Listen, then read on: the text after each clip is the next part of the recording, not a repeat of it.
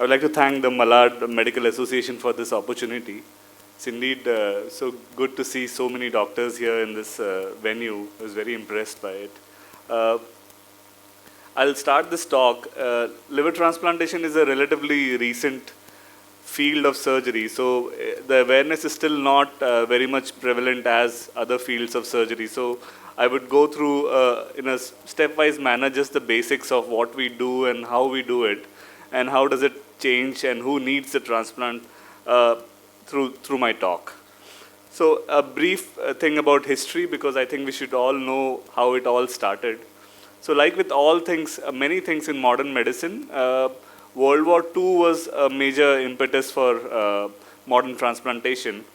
We found that the skin grafts used in burn victims, they would last longer if we applied steroid, because that was cortisone, which was the only immunosuppression we knew about. And that's how the field of immunosuppression started, and that's how we started getting good results with solid organ transplants. The complicated vascular anastomosis that we do when we join the vessels, those principles have been there for at least 100 years now. This gentleman, Dr. Alexis Carrel, he got the Nobel Prize for the principles of vascular anastomosis, and we still use it. The first attempt at human liver transplant was by Thomas Tazel, who's the father of modern transplantation. It was in a child who had advanced liver cancer. Unfortunately, the child didn't survive the surgery. Those were the days when a lot of blood transfusion medicine field was very primitive. And he took around 4 more years to do the first successful liver transplant, again for liver cancer.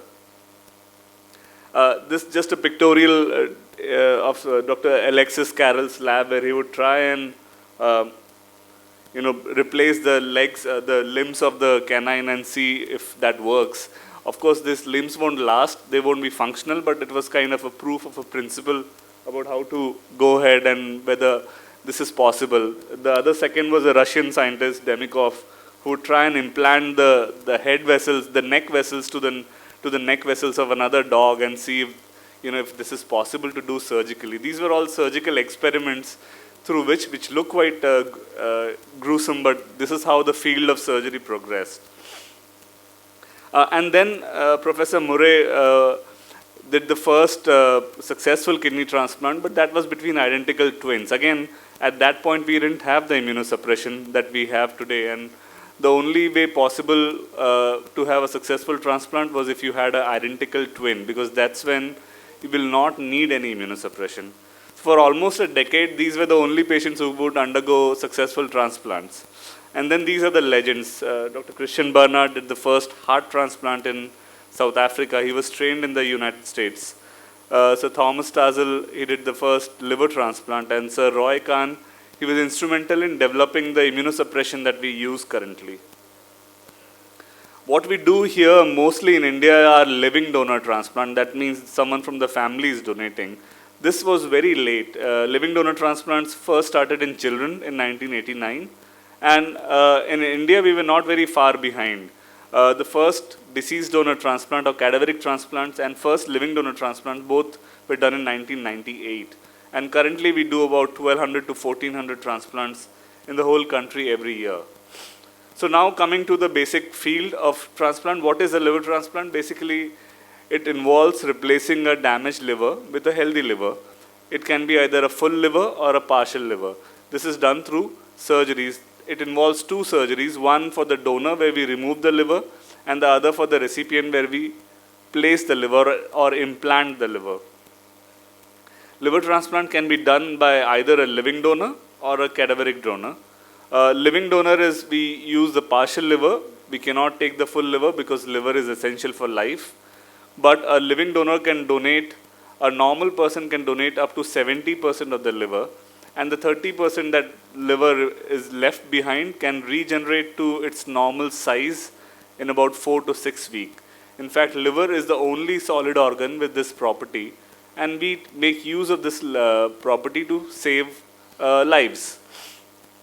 For all practical purposes, we like the donor to be of the same blood group or O blood group. The Rh status of the liver, or the positive, negative, doesn't have any significance in liver transplants.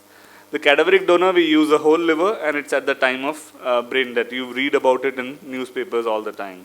So coming to the important part where the role of the general physician comes into it, about who would need a transplant. Now basically we have all seen patients with ultrasound reports having either a parenchymal alteration in the ecotexture or liver cirrhosis, but those patients, all patients do not need a transplant. Only patients who start developing symptoms of cirrhosis need a transplant referral at least to a transplant center. And these symptoms, the 4 signs that we look for is presence of jaundice, presence of bleeding either through having a blood vomitus or blood bleeding through stools, or having bleeding through the gums or nose. Presence of ascites, that means they start accumulating fluid in their abdomen, which can be easily detected by an ultrasound. And hepatic encephalopathy, where the patients become confused. It starts with a reversal of the sleep cycle. They are more sleepy during the day and they cannot sleep in the night, and goes on to confusion, loss of memory, balance in the imbalance in the gait, and can go up to coma. And the second group of patients who need liver transplant are patients with acute liver failure, and I'll talk about that. And the third reason why we do transplants is for liver cancer. If you remember, the transplant started in the United States for patients with liver cancer.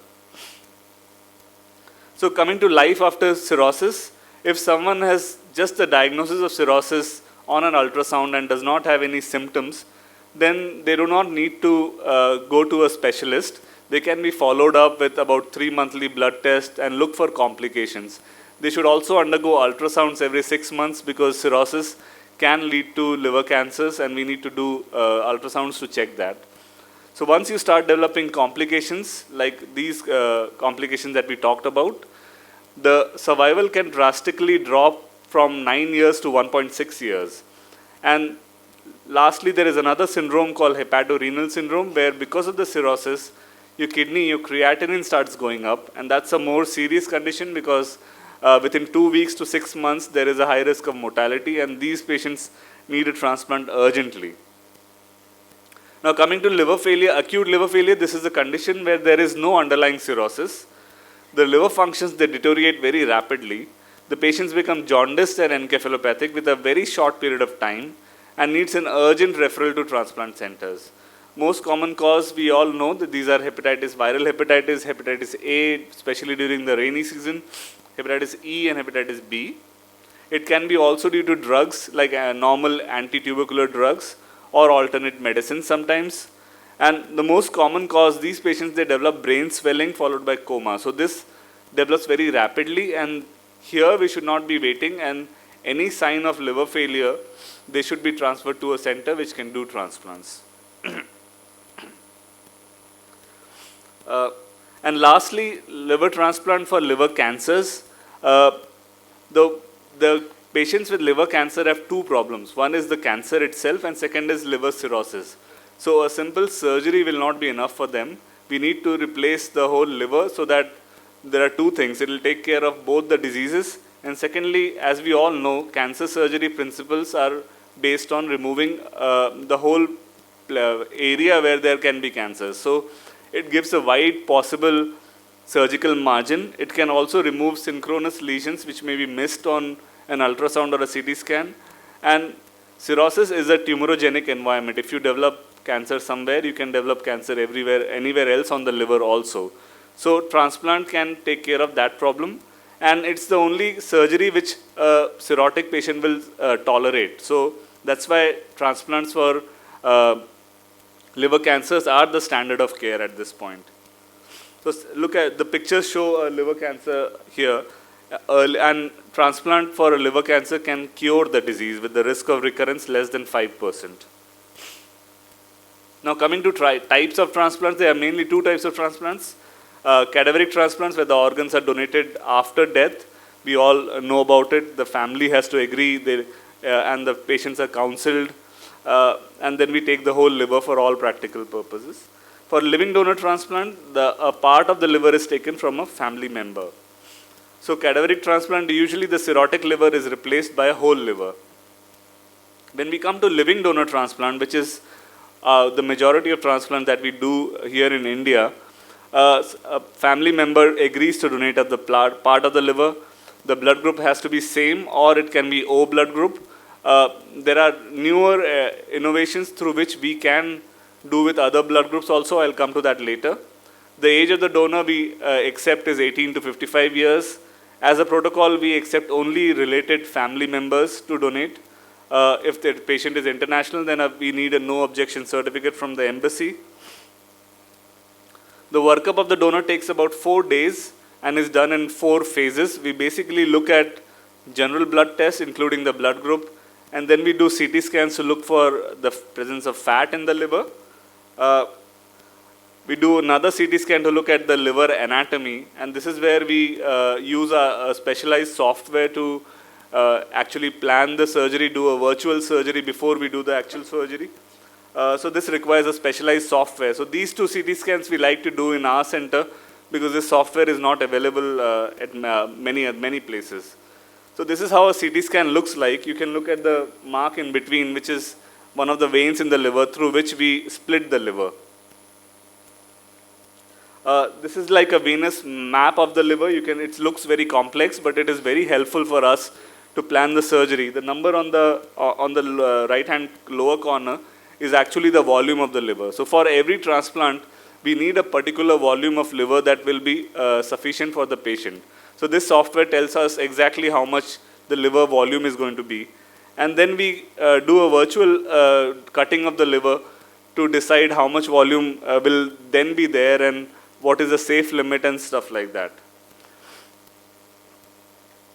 For smaller adults or pediatric children, we need a smaller part of the liver, which again the software tells us. The donor also requires an MRI to look at the biliary anatomy, which is not seen in the CT scan. And then we test for the fitness of the donor, including the cardiac, pulmonary, the psychiatric fitness. And once all the fitness is done, we need a documentation, either if they are local, then from the local authorities, or from the international, then from the embassy. So basically the whole process takes about 7 to 8 days, unless there is acute liver failure, where we can do this entire process within a day, 24 hours time. All transplants have to be cleared from the government. There's an authorization committee which is set up by the government, and that's why early referral before the patient becomes very sick is preferable, because this takes its own time. We have to call the committee members and all those things. Both the patient and the donor are admitted a day before surgery. The donor stay after surgery is about 7 days. The recipient stay is about 14 days. If it is an international patient or patient from outside of Mumbai, then we like the patient to stay in Mumbai for about 4 weeks after discharge and then go home. So the benefits, we talked about it. It's beneficial. It's a life-saving surgery for liver cirrhosis, acute liver failure, liver cancer. It gives a better quality of life. All transplants, the success rate for the patient is about 80 to 90%. It can go up to 95% if the patient is referred at the right time. The donor safety is about 99.5 to 99.8%. The donor liver, it grows back to its original size in about 4 to 6 weeks' time. When is it too late? When the patient is very sick with multiple comorbidities, extrahepatic malignancy, sepsis, severe cardiopulmonary or renal dysfunction, untreated psychiatric illness, alcohol or substance abuse. So basically, when the patient is in the ICU with multiple organ failure, that's when the risk of surgery keeps on going up. So the idea is to identify these patients and refer them at the right time. At the time of transplant, the best results are when the patient is ambulatory, that is, the patient walks into your OPD. There are absence of infections. The kidney functions are good, or at least it's getting better. Hyponatremia is a problem. The heart function has to be good, and significant pulmonary hypertension should not be there. The outcomes are the best when the patients come from home versus hospital versus ICU, which is quite intuitive. So the need to offer the transplant at the right time. The other thing which is very important is nutritional and daily exercising, because most patients with cirrhosis, they are put on a very bland, low protein diet, which is counteractive, and they lose their muscle and the bone mass. So 40 to 50 grams of protein every day and 30 minutes of exercise is very important to avoid muscle loss. Now coming to a surgery, I'll go through this in a very brief manner. When we do a living donor transplant, we split the liver into two and use one of the parts of the liver for the surgery. So you can look at the liver here, and then based on the CT scan, we divide the liver into from the middle. This is an actual picture of the liver. It's a donor liver where we split the liver. You would notice that there's hardly any blood loss there. This is because we utilize a special instrument to divide the liver. It uses ultrasonic probe shear force to cut through the liver tissue and it does not harm the blood vessels. So this is how we can do this surgery with very minimal blood loss. This is a picture after the splitting is done. You can see again, it's a very clear field. Normally you would expect this whole field to be very blood filled or bloody. At the end of surgery, once we have removed the liver, you can see that this is the right side where the right lobe of the liver was, and this is the remaining liver in the donor. And then we place this liver in the recipient or the patient and join. We have to join the blood vessels through which blood goes into the liver and the blood vessels through which the blood flows out of the liver, and then join the bile duct. This is an actual picture after we have done the transplant. You can see, if you can notice, there is some yellow tinge. So the liver starts functioning almost immediately. It starts making bile almost immediately, and that's how we know that this liver is going to work in this patient. For pediatric, we use smaller parts of the liver and smaller pieces of the liver, so the donor recovery is even faster in pediatrics. So there are a few myths that need to be expelled. Most patients do require lifelong immunosuppression, but the burden of medicines is very low. After 2 years, most patients are on one tablet once a day. There's no isolation required after discharge. The only precautions that we require are common sense precautions like clean water, clean food, and they have to stay away from unwell people. People who have a common cold, then they should stay away. They can join work, they can have children, they can go for movies, they can exercise. The donors are not on any medication and they live a normal life. The average hospital stay for a patient is about 10 to 14 days. The time for the liver to regenerate in the donor is about 2 months, and in a recipient is about 1 to 1.5 months. In the recipient, the liver regenerates even faster because the liver grows according to the metabolic demand of the body. If you're sicker, your liver will grow faster. The risk to the recipient or the patient is about 10%. The risk to the donor is about 0.2 to 0.5%. The donor average hospital stay is about 5 to 6 days. The average life of a liver is a normal lifespan, and the quality of life for both the patient and recipient are excellent. There are a few innovations that we do to increase the access to transplant for more patients. Suppose a patient is very obese and one donor is not enough, so sometimes we do what we call a dual lobe transplant, where we take small portions of the liver from 2 donors and join it and use it for one patient. So this was a recipient of around 120 kilos where one donor was not enough. So we took the right side of the liver from the sister, and one of the uncles gave a small left side of the liver, and it looks like the entire liver was there, and he did well after transplant. Now the second part, which is very exciting right now, is ABO incompatible transplants. There are many medicinal innovations through which now we can do transplants across blood groups. So any blood group donor can donate to any blood group recipient. We do have to select the recipients very well and do some pre-treatment before the transplant.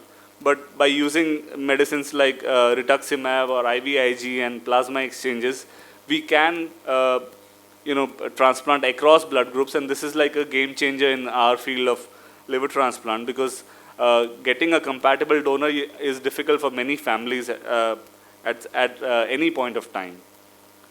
So coming to the data at our hospital, we were the first program in Western India to start a transplant program about a decade back.